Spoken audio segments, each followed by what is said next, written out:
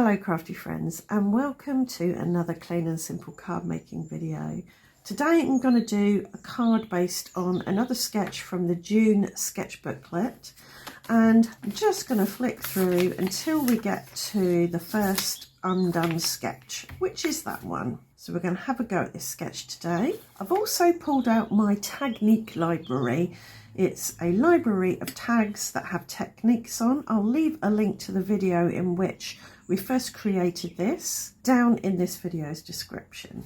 So all I'm going to do is close my eyes. I'm going to flick through and see where I stop. Washi tape. Okay, so we can use some washi tape. Let me write that down. Let's see what else we can use. That's washi tape again. It's washi tape on masking paper, which I then die cut out.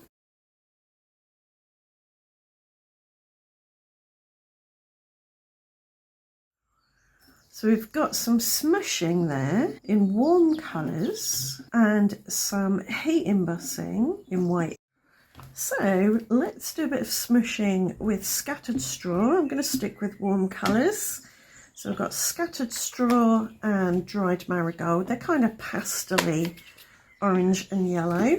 And I'm going to hydrate this with some white shimmer spray. So my smushed colours will have a bit of shimmer to them.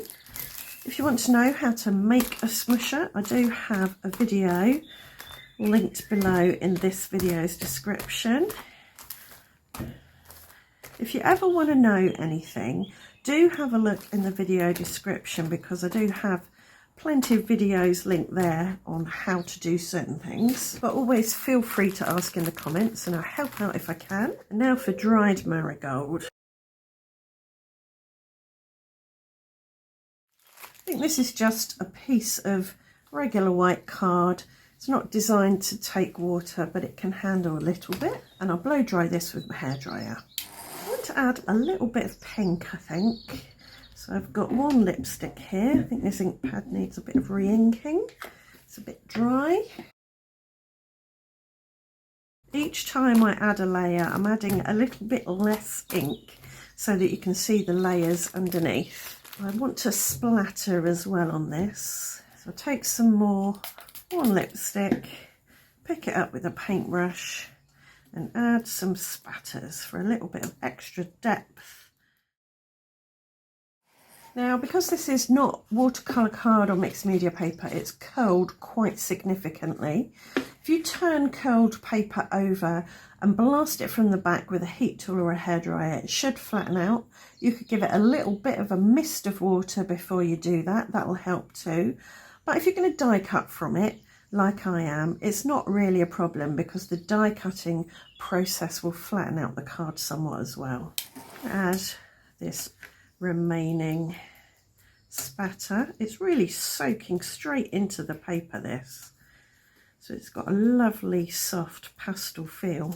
For my stamping, I'm going to use this. I think it's silicone. Let me have a sniff. Oh no, it smells like photopolymer. Silicone stamps tend to smell quite rubbery.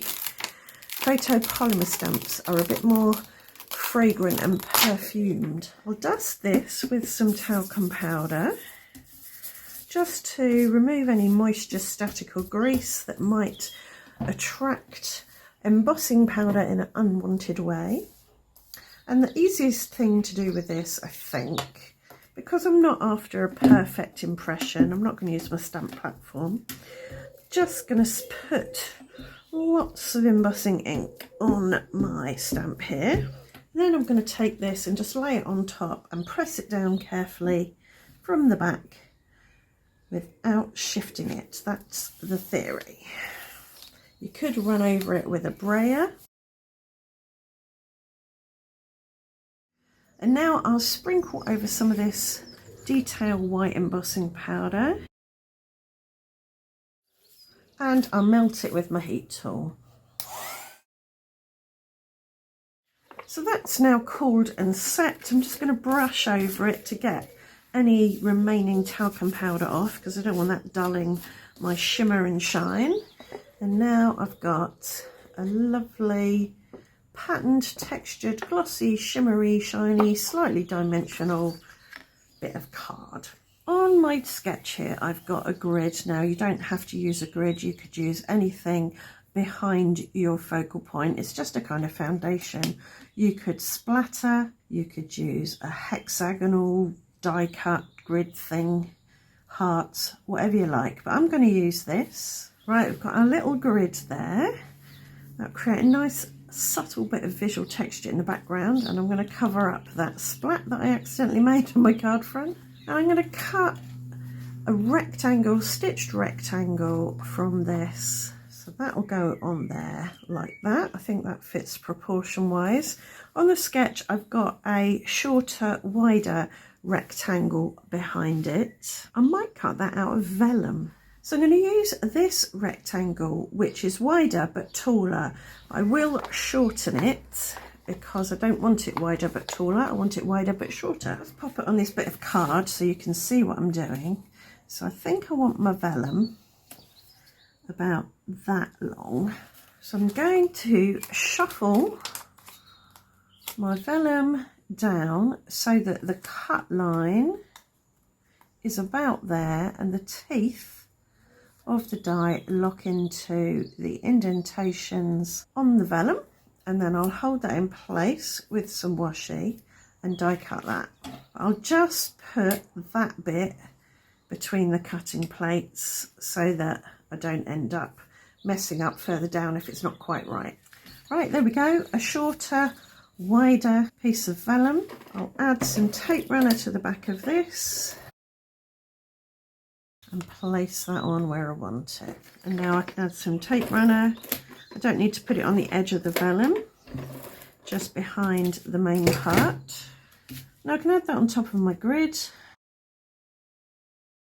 So pop tape runner on the back of the grid. I will add a tiny little bit of glue and it will come out the bottle, just to make sure that there's enough of that grid in contact and stuck to the card. I am going to position that in the bottom left hand corner as per the sketch.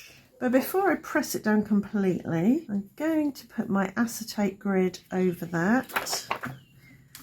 I think that looks about right. I might just try and shuffle it over ever so slightly. So it's centered on this third line here and the intersection is bang in the middle there. What I will do is get my glue spreader and add a little bit of my glue to my spreader and just touch it underneath these bits here, because I don't want them flapping around and getting snagged and pulled off. As we've got some butterflies already, I'm going to add a butterfly on top of this, and it's a similar kind of shape to the butterfly that's on there, and I'm going to cut it from rose gold cardstock.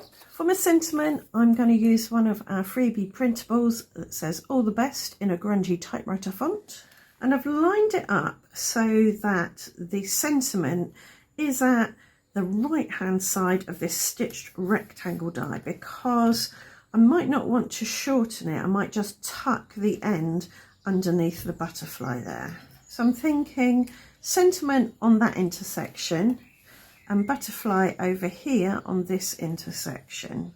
So I'll add some glue to the back of the sentiment and get that stuck down. I'll probably have to put a little bit of something underneath the right hand side to keep it level. Got two pieces of card layered one on top of the other, and that will go there. And I'll just check that straight with my T-square ruler. I'll get my little butterfly, add a dot of glue to its body area, not too much. Place that over the end there. That should be roughly on that intersection. Yep, liking that. I'm going to use the leftover bit of rose gold to die cut some teeny tiny circles. Don't need too many, so that should be enough. And we'll add a few little dots of matte gel medium, which will dry matte even if it splurges out from under the dots. And then I can use my wax tip picker here to pick these up and pop them on the glue. So I'm creating a little bit of a diagonal in the direction that the butterfly is flying, emphasises a sense of movement and energy. And I'll use a bit of damp baby wipe to just lift off any excess glue. I want my butterfly to have a body, so I'm going to add some White Blizzard Nouveau glitter drops down the body. This will dry clear, but it's got a little bit of iridescent glitter in it. So there we go, one card made with today's sketch and inspired technique-wise by my tag library. I'll put this in my box of backgrounds and bits, so no doubt you'll see this appear in a future video. So I think this card counts as clean and simple. We've got plenty of white space. This is empty, uncluttered space. Everything's clustered in this area, so there's no doubt about where you're supposed to look. There is actually quite a bit going on, but because you've got all this white space, white space, it can breathe. It's not too busy. We've got just a few colours there, all warm colours, and a few layers. So I hope you've enjoyed this video. I really hope it's given you some ideas to use in your own card making. If you've got anything to say, do let me know in the comments. And if you'd like to help my channel out, do leave a thumbs up, subscribe and ring the notification bell. And I'll see you back here very soon for another clean and simple video. Thanks for watching. Bye for now.